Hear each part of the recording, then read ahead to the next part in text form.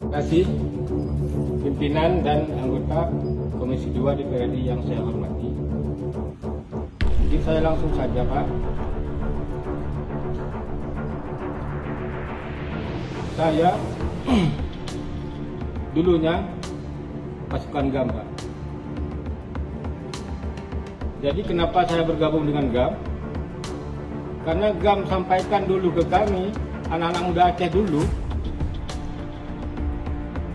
bahwa pemerintah Indonesia ini menjajah kami, Aceh.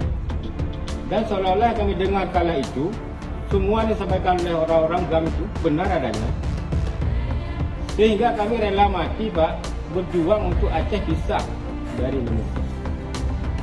Pak. Kemudian akhir dari perjalanan perjuangan GAM,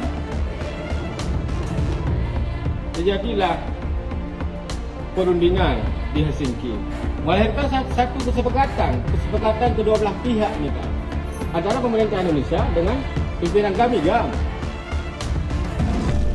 Di sini jelas dimuat yang bahwa